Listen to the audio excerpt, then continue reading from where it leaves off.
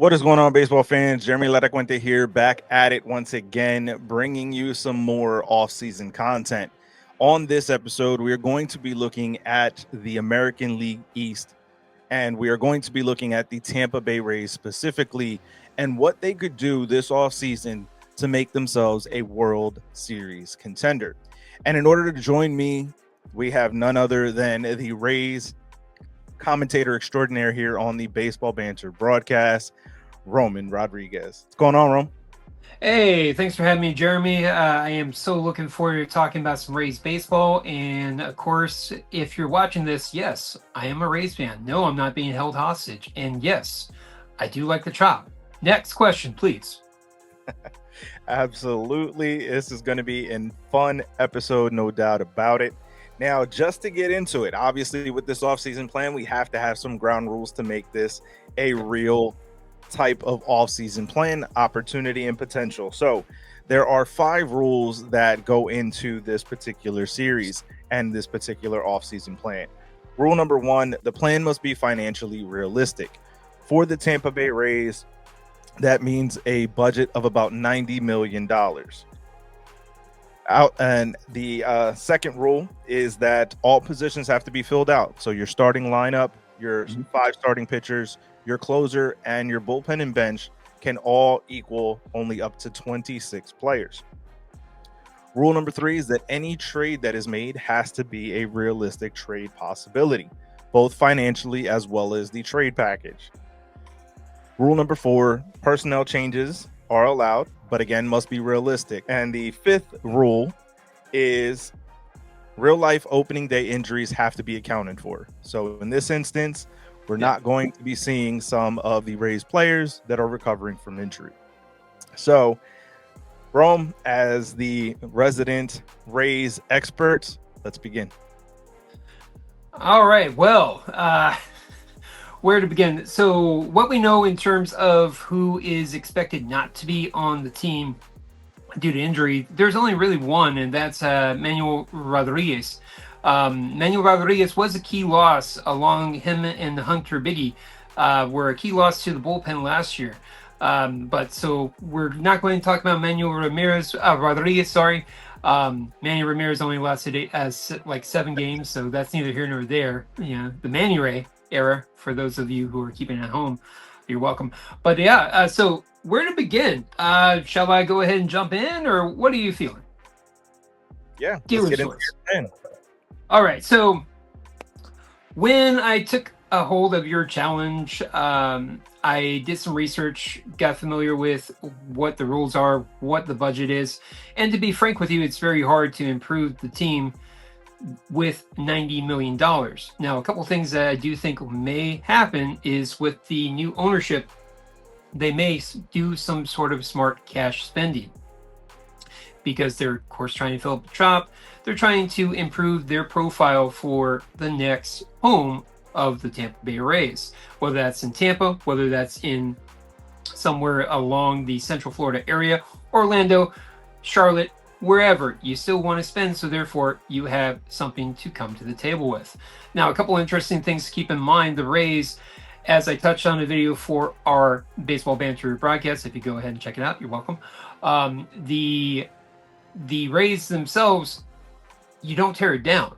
They were a very good team. If you take a look at just about any category in the Major League Baseball, they're mid. They're in 14, 13, 14, 7 in some cases. In their runs scored, they were 7th in runs scored in the whole Major League Baseball. And this was a team that did not sniff the playoffs. They won 77 games. So in terms of what to do, if they were a playoff team, I wouldn't be absurd with the notion, no, you don't really tear it down. Just keep maintaining the guys that you have. Maybe add a piece or here. So in terms of the guys, in terms of trying to keep it with $90 million, when looking at the other rosters, what would be available for trade, what would be available for free agency, it would take us out because we would have to, first and foremost, trade Yandy Diaz as well as Brandon Lau. That would free up $23 million. Now, a couple other moves that I personally would do is I would trade Christopher Morel, approximately $3 million per spot tracks. He's arbitration eligible. So potentially you're looking at $24 million there. Excuse me, $26 million. Just learned how to do math. I swear the Florida school system is working well for me. I promise. But yeah, so $26 million to free up. Now $26 million, Real Muto, maybe. But here's the thing: you just lost your DH. Okay, by the way, he should have been a Silver Slugger, if nothing more. And 2 years removed from a batting champion. You just lost your DH, probably to Seattle or somebody, probably getting some prospects that could help. Maybe, I don't know. You also lost your second baseman to make that happen with Brandon Lau. So the problem is the Rays don't have a guy ready to step up. Richie Palacios, when playing, he's great. Nothing wrong, but he is about as healthy as a person who has pneumonia and stuck in Antarctica. I mean, it really is, and he's sugar glass right now. He's not glass, he's sugar glass. And I do wish the best for him. I do see a lot of potential. I know he's your boy from the Burrows up there, and I really respect the high heavens out of him. But so who would fill in the role? The easy one would be Christopher Morel. There's a couple guys that could step up. So in terms of immediate moves, there will be no sexy moves from my roster. Pretty much maintaining what we have as of right now. Pretty much just maybe losing a couple of bench guys to open up for the Rule 5 guys. But you're not looking at anybody who would be on the 26-man roster per se. A couple interesting moves with Fairbanks being gone. Who would step up as your closer? I think Hunter Biggie would be a great candidate for that. He should get the first nod. Another guy who's outside the box is Joe Rock. Joe Rock is a lanky lefty. A lot of fire coming out of that left hand of his, and he came from the Colorado Rockies a couple years ago for a trade for Greg Jones. Speaks for Greg Jones, who's now bouncing around in his minor league free agent, so you can pick him up. He was sitting in the Houston Astros minor league system, so Greg Jones is ready for the picking. So in terms of who else could be out there, once we get through this, I'll tell you who. If we could tear up the checkbook a little bit and work on the budget, there's 3 guys instantly that I would add. Shall I go on to that or no? Yeah, let's get into that. All right. So the 3 guys that I would add right now, I would add Ryan O'Hearn. I think he would be a great fit. I would add Harrison Bader. Get rid of Chris Morel. Turning him into Harrison Bader. He would be an instant upgrade. Yeah, he's going to cost a little bit more, but he's going to give you more production, and he's a better fielder. Christopher Morel does still have value, and also Christopher Morel already has his replacement baked into the Rays, a guy named Pereira. Edison Pereira, right? No? Yes? Yep. Edison? Yeah, sorry. He hasn't been memorable enough for me to know his name yet, unfortunately, to be honest with you. He does a lot of good things. I like him in the outfield. I like his arm. I like his outfield and his arm, not his swing. Too long a swing. He's a poor man's Christopher Morel, and Christopher Morel, unfortunately, his swing's too darn long. He's too darn long. He's a poor man. Now that I think about it, he's a poor man's Nelson Cruz. Yes. In terms of how he swings and things like that, where Cruz eventually shortened his swing up, and he did some good modifications coming out of Milwaukee. By the way, thank you very much, Minnesota. I hope that you enjoyed Joe Ryan. Thank you. Anyways, so moving backwards, of course, so I would get rid of Morel, insert Bader. I would add Remuto. That would be my big get. But I would get Remuto. I would probably do a trade to trade Dom Keegan amongst other prospects for other guys who are low level, maybe low A. I would do that because I like Fortes as a backup. I like him hanging out in the minors. I think he has a lot to offer.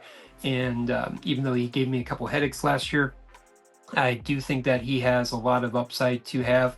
Fiducia, the guy that we got from the Dodgers, I think that he would be a suitable backup. He's young. His left-hand swing reminds me a little bit of Reed Brignac for a deep cut there, where he has that uppercut swing. I know your Yankee faithful will remember that name briefly, but he was there. I remember trouble than good. So. Well, yeah, he's Reed Brignac. He's a variation of Taylor Walls, who's $2.5 million, a shortstop. Taylor Walls, where he was a great glove and just a long swing, and with Wolsey, same thing. In terms of other guys, why don't I make more moves with my hypothetical? When I think of where to upgrade, the reason why I would add O'Hearn is to add that right-hand bat to give Yandy a break to be all defense. I think he would be a good, healthy, and he's at least reliable-ish at the outfield position and also at first base to help that out. I like that aspect of him. I like his flexibility. I think he would be great. But Ronda, you don't trade to Ronda. The guy's probably going to be a batting champion. The guy's probably going to be an all-star. He's a poor man. He is a poor man, Gonzalez, Adrian Gonzalez. Every time I see him, he's starting to develop into that type of swing and that type of hitter. So, I can see. Yeah. Brandon Lau, I'm not in love with him, but we got nobody else. Brandon Lau, I like his swing, but there's no one stepping up in the minors as of right now. We got a guy who we got in the trade for Jansen last year, whose name eludes me, but he has a lot of upside. Not Berrios, who we got for 2 years ago, but the Jansen trade name eludes me. He's probably the closest thing we have to a second base prospect.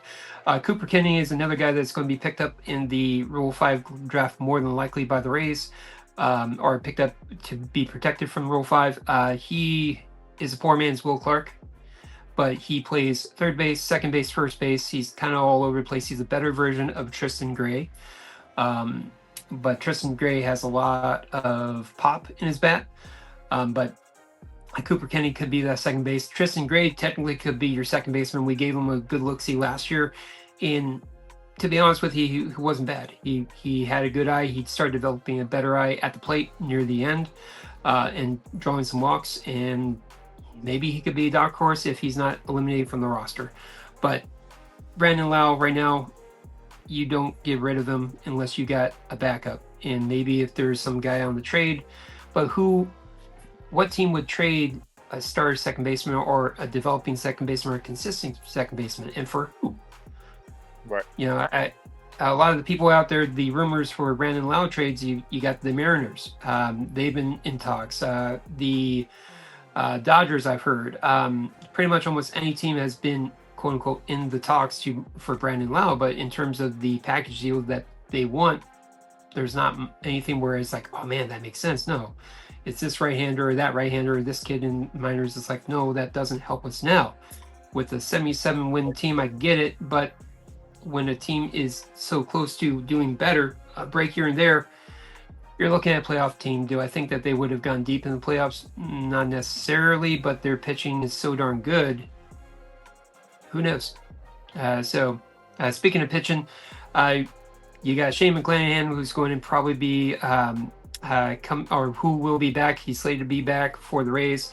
So you got Drew Rasmussen. You don't touch that rotation at all. You got Drew Rasmussen. You got Shane McClanahan. You have Shane Boss, who's still developing. You got Joe Boyle, who may or may not be a bullpen guy. At times he's lights out. And he started to control his stuff near the end. So there was some upside there. Granted, it was kind of throwaway games. So in terms of the rotation, I don't want to get rid of a guy for a question mark. And again, the Rays prospects down in the lower levels, Uniel Curet is the only real prospect that maybe would show up, but he's been used more of a bullpen guy. in Durham, but he's also coming off of injury. Curette was a guy that the Rays protected early on from the Rule 5 draft, and I don't see him really stepping up into a starter role. I can see him being a type of Jesus Colome type of player where he has some fire, a good live arm, a little bit wild. I can see him being that type of guy. Jesus Colome, of course, was the bigger brother of Alex Colome, for those of you familiar. So sorry, deep cut there. You're welcome. Moving along in terms, but here's the thing about the Rays. In about 3 years, they're going to have phenomenal rotation. Santiago Suarez, get to know him. Harrison. I forget his name. All of a sudden, I forget, but he's good. I promise you. You also have Gary Gill-Hill. Gary Gill-Hill is going to be a variation of Chris Archer, a variation of Taj Bradley. Maybe he's going to be a little bit better. Who knows? And we got, oh man, I promise I did prep work before this. We have one of the right-handers that we got from the Seattle Mariners, who is also very good. That trade from Seattle Mariners for Randy Rosarita, he's going to be very good in part of the Rays rotation. So in about 2 to 3 years, you're looking at a very, very good rotation, and maybe that's when you'll see the guys start to trade because their replacements are ready and they're ready to come up and they won't skip a beat. So in terms of weaknesses for the Rays, what to fill, catcher, but with $90 million or $85 million, I don't see how we can fill that role at the cheap per se. You can get other people's cast-offs. You can get Omar Narvaez.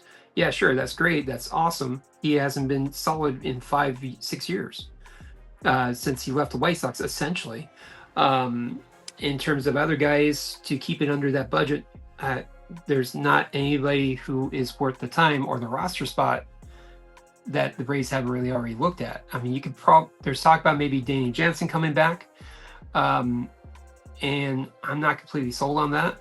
You know, I like Fortes better than Jansen, period. Because Fortes is a little bit better defensively. Yeah, he doesn't have the same pop as Jansen, but he has a little bit more consistency at the plate. Whereas Jansen is about a 220 hitter. I think last year he hit 220, but he's somewhere, I think, career like 206, 208 hitter, just off the top of my head. So in terms of the outfield, now the outfield is some place where you can potentially upgrade, but they have so much annoying potential. So you got Josh Lowe. Oh, another guy is Kyle Tucker. I would love for the Rays to go for Kyle Tucker, but they got a really, really poor man's Kyle Tucker in Josh Lowe. Josh Lowe, he has a similar profile to Kyle Tucker, but he's a poor man's Kyle Tucker. And he can't stay healthy lately to save his life. And that's hurt the Rays. But he's got great arms, great fielding, and so on and so forth. And his swing, he can be an all-around hitter, and he can be a game changer. You have center field. You got Jake Mangum, who was a game changer. Now, I love Chandler Simpson. I absolutely do. Jake Mangum is the reason why you potentially trade Chandler Simpson. Jake Mangum can field. Chandler Simpson has some issues at times with his reads, but his speed's so good, he can mess up and then catch up very quickly. Jake Mangum is just slightly slower than Chandler Simpson. Jake Mangum has an arm. Chandler Simpson is a little bit better than Johnny Damon, unfortunately. Just being honest, he was converted second baseman. He was originally a shortstop at UAB. Chandler Simpson, he was converted second baseman to in Georgia Tech, and his throwing motion at times looks like a second baseman who's coming out into the hole. And that's fine, no problem. He's got phenomenal speed, love his contact, I love a lot of his game, but Jake Mangum has a lot of that same, and he's a switch hitter to boot. So that could be an interesting trade somewhere. You know, I would not be shocked if they traded Chandler Simpson, kind of like they traded Malik Smith a couple years back to the Mariners, by the way. So that could be interesting. Do I think that Chandler Simpson is Malik Smith? No, Malik Smith was a better fielder, but Chandler Simpson is a better hitter, period. So that could be something that could help out. And Jake DeLuca is a guy that Johnny DeLuca, sorry, is a guy that we did not see enough of. We did not see enough of. And if he was in the fold, you may be looking at a different setup for the Rays. But again, injuries got him, just like every team. So do you give up on Johnny DeLuca? No, I don't think so. I think he's too valuable. So that naturally would move DeLuca in center field if he's healthy. If Josh Lowe is healthy, move him to right. And then left field, Chandler Simpson is now expendable as you move Jake Mangum to left field. So that could be an interesting dynamic to see where it goes. Again, DH, Yandy Diaz, I like him a lot. So in closing, who would I trade? Nobody. Who would I sign? Sadly, nobody. Ride the horses that you're in with right now. If someone does step up, great. The minor league system is rotating to a more upper echelon come next year. They're solid, but they're not great. They don't have anybody really standing on the door. They got this kid, Guillen, who they got from the first round last year, and he has a lot of promise. He's a center fielder. He reminds me of Lenny Dykstra in many ways. So that's somebody to keep an eye on. And they got a lot of potential, but potential, if it's not cultivated properly, is disappointment, period. So there you go. That's my monologue, folks. Good night. What do you got? Thoughts, disagreements? No, I mean, I think, when you break down the team the way you break down the team, it's very hard to argue with that thought process. And, given the way that financially the Rays have operated, their entire existence, essentially, it's very, very hard to disagree with any of your points. And obviously, wish list and throwing budgets aside and, playing like it's MLB The Show. Obviously, you get Kyle Tucker, you get JT Realmuto, you go out and you get everybody. But so when you talk about free agency signings from the Rays perspective, okay, we could have a top 10 list of busts for free agency signings. You have Pat Burrell. Who unfortunately, for different reasons, he didn't like playing DH, but then why sign the contract, things like that. And he got really fat very quickly, unfortunately. And granted, he was in 10 times better shape than I will ever be in my life, even when he was a little bit overweight. But yeah, Pat Burrell, Luke Scott never panned out. Of course, he saw Kim more recently. But here's the thing about the Rays. Before everyone scoffs and say, the Rays won't spend money, educate yourself. The Rays offered over $300 million to Aaron Judge. They did. That's a fact. That's not so. Before you go, they'll never spend on Kyle Tucker. Oh no, they'll never spend on JT Realmuto.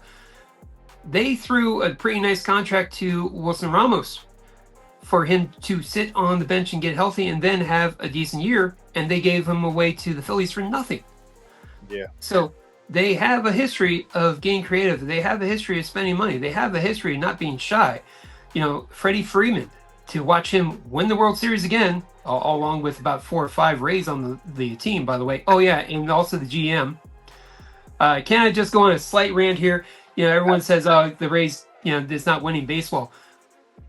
For one of not being kid appropriate, I want to say a word, but I'm not going to say it. But you at home, you guys can probably fill in it. Pause it right now. Just say it for me. 1, 2, 3. Okay, come back. All right. So Andrew Freeman, he has the Rays way, and he wins the World Series. Joe Madden wins the World Series, for better or worse, Rays way in terms of versatility. The Astros got in trouble, had their GM fired, had the GM suspended, and they went out and got the next guy in line from the Rays front office, and he wins the World Series for them. Okay, just front office after front office, they're filled with Rays and former Rays thought process managers who are former Rays. Craig Albanez, he is from Eckerd University or Eckerd College down here in Tampa. He's a lifelong Ray all the way through. he's doing some great things, hopefully, for the Orioles, hopefully not too good.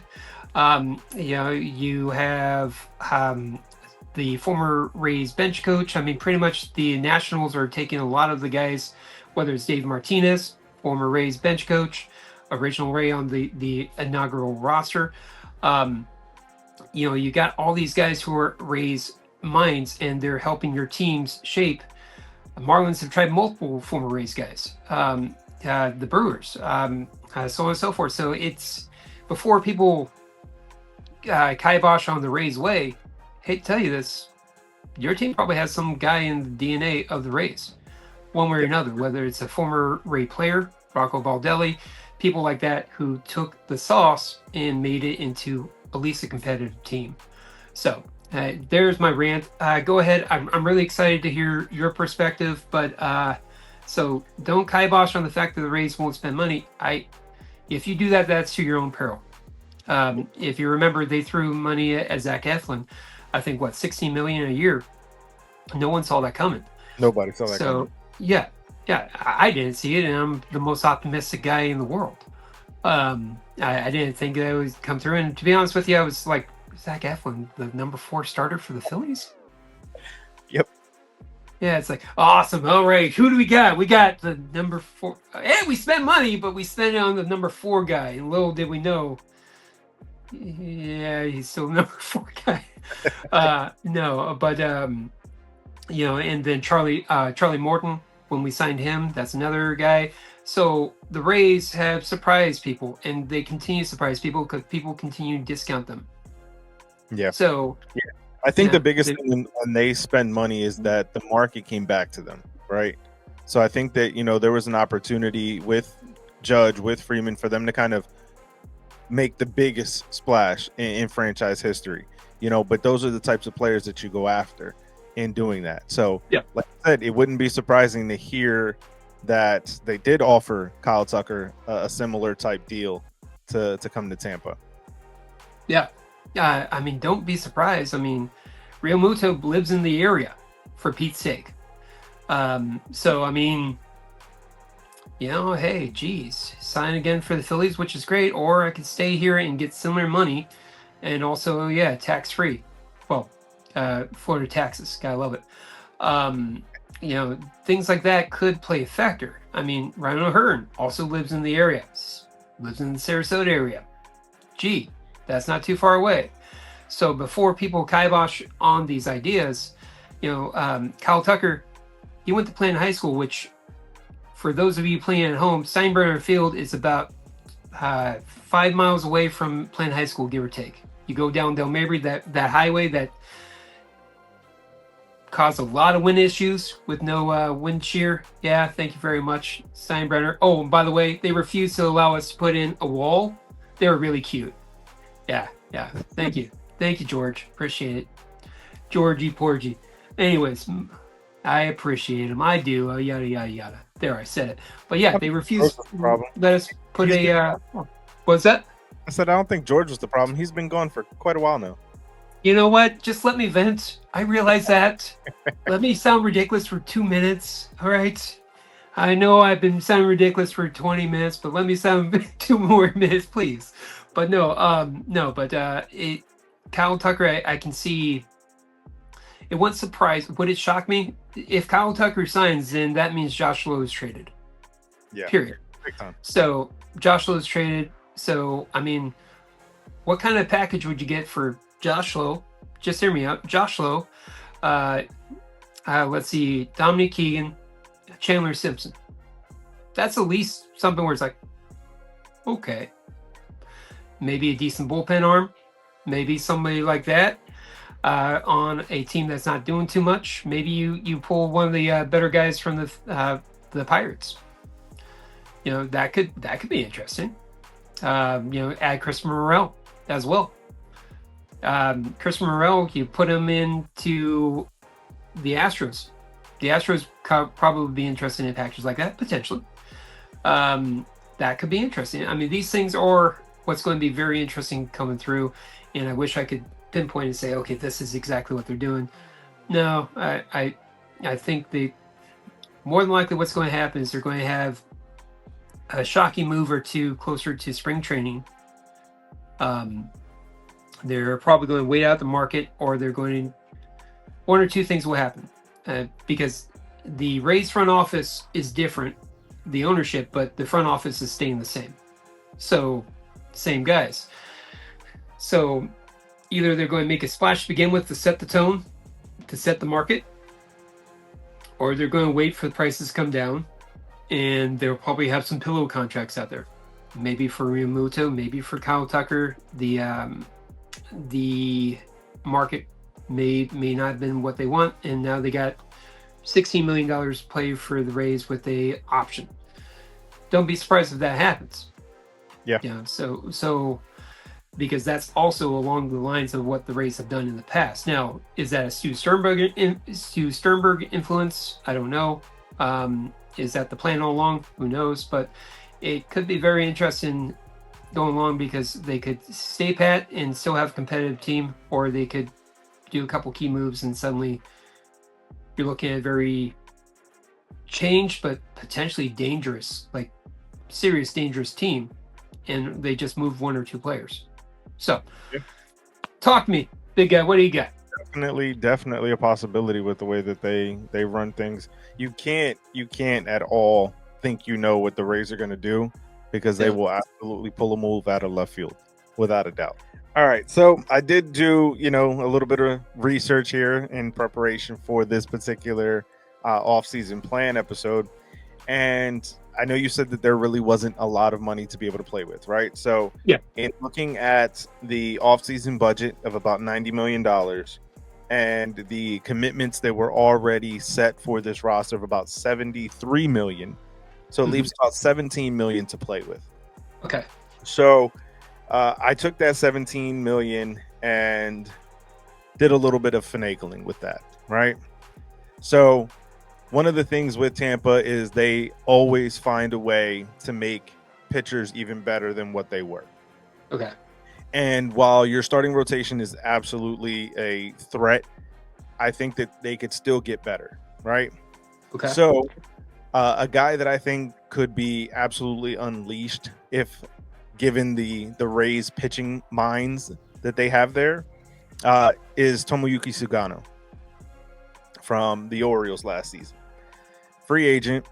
I think that he's going to be very underrated. Now, last year he made $13 million with the Orioles. I think that you can get him on a deal for 10. You plug him into that rotation in the back half, and he gives you a guy that's going to go out there every 5 days, who's going to be a consistent guy. And I think the Rays have the potential to unlock more out of his pitching ability, even at his age. Okay. Then the other move that I made was a trade. And I'm trading away Cole Sussler for Jake McCarthy of the Diamondbacks to be your guy. According to baseball trade values, the trade would be equated as a fair trade, yes. So, and both guys are set to make the same amount of money this year in $1.25 million. So they even out on the roster, so you wouldn't lose anything there. So those would be the two main moves that I would do to add into this franchise, right? So you bring in another starter, a guy in the back end. One, it would also allow you to play around with, flirting with the 6-man rotation. And with, like I said, believing in what the Rays do with their pitchers down there, because they are constantly churning out incredible pitchers left, right, and center. I mean, look what they did with Zach Littell last year. I mean, he had a career year. So I think getting Sugano in there could be a surprise move, but would also allow for them to be able to give guys like McClanahan, who are coming back from injury, those extra days of rest, things of that nature, be able to either move Joe Boyle to the bullpen or play with him as a long man or a 6 starter type, and being able to make that move. And while I do like Mangum, I like his ability to kind of play all 3 outfield spots whenever needed. So I think getting a guy like McCarthy could be a very good fit there. Especially when you think about what they could do then in using Chandler as more of a pinch runner, as opposed to, having to worry necessarily about him, out there in the field for all 9 innings. Okay, I mean, interesting thought. What else do you guys? Is that basically it? So I don't want to essentially everything else, the roster stays the same. Yeah. So I did not deplete any of the roster. Mm-hmm. The one other move that I flirted with, and I was still kind of up in the air about whether or not I would do it, would be obviously bringing in another catcher, right? Now, it would be, a guy like Elias Diaz was the name that I kind of had plugged in. Mm-hmm. Probably can get him on like a $3.5 million deal. Would still keep you under the budget of $90 million. So you'd still have about $3.5-4 million to play with if you bring him in on a $3.5 million deal. That's an interesting get. The Jake McCarthy deal, for Rays fans out there, you may be if you're really deep in the Rays lore. We had his brother Joe McCarthy for years. Joe McCarthy, we traded him to the San Francisco Giants. I believe in 2020 is when we pulled that deal. So we are familiar with the last name McCarthy. I don't know, man. Like, I don't think, because I had no problem with the price. Like Sulsler, to me, Sulsler is a guy that is spare parts with respect. Although I like his versatility on the mound, it's just you can find another Sulsler. We got a couple guys who fill in that role. I even in my roster cut Sulsler to make room for the 40-man. For specifically the Rule 5 guys. Yeah. Cooper Kinney, the guy from Milwaukee. It starts with the name. It's one of those unique Latino names that I'm probably going to wake up in the middle of the night screaming his name.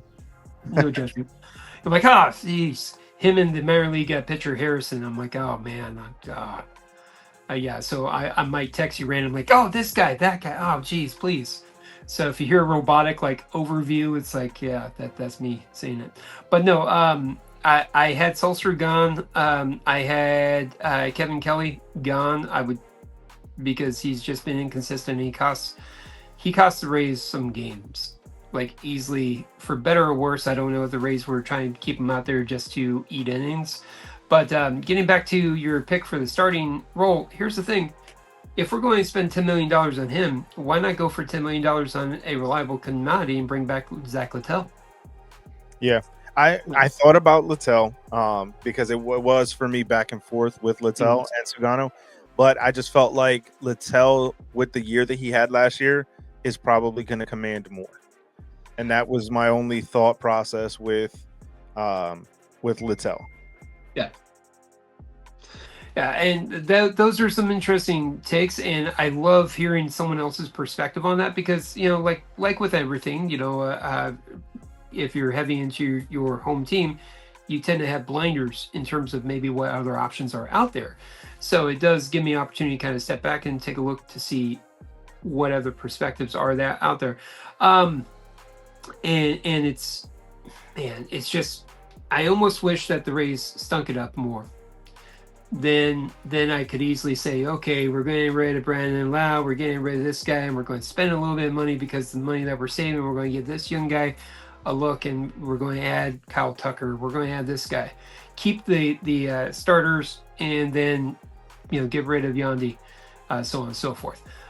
But because of their annoying potential and everything that they had going on for them, man. Like Jake McCarthy. If we had Jake McCarthy, it wouldn't be the worst thing in the world. It's just that I would wonder where would he fit. So he's taking away bats essentially from your hypothetical situation. He's taking away bats from Chandler Simpson. Yes, is basically what I'm hearing. So I mean, I don't know if I like that trade because Chandler Simpson's so valuable at the bat. He's so valuable at the bat, and I don't understand WAR because they just don't like him. It's like, dude, he's he can bunt, he can rake, he can run out. I mean, he's so valuable there, but his fielding, it's still a work in progress. I think if he has potential to be a little bit of a poor man's Kenny Lofton. With his fielding, I do think that he has that in him, but he needs to play catch up very quickly. But yeah, Jake McCarthy, hey, that's an interesting take. The Diaz pickup potentially would be interesting as well, but there's so much, because I feel that we got Diaz already with Dom Keegan. Gotcha. So to a degree, and that's kind of my perspective, where it's like, okay, and in terms of guys down the pike for the catching position, I mean, there's this one kid, Flewelling, who is 18 years old, Canadian kid. He did really well. Check him out for the Charleston River Dogs. He even got a last minute call up for the Bowling Green Hot Rods. He could be a guy that could be on the radar very quickly for the Rays. So, and he's got the goods, in my opinion. But it's minor leagues. 1,000 people showed up in the minor leagues, and now they're baseball coaches in high schools. Which, nothing wrong, for the record. Love my baseball coaches in high school. God bless you. So, hey, out there in the baseball banter land, hit us up. Let us know what your deals are. No, we're not going to trade Brandon Lowe to the Yankees for a bucket of balls. That's not happening. No, we're not trading to the Red Sox for a bucket of balls. That's not happening. So other than those, what else do you guys got? But let us know, and you can always hit me up on Twitter and let me know that I'm full of whatever, and that's fine. My mother still loves me, so cool.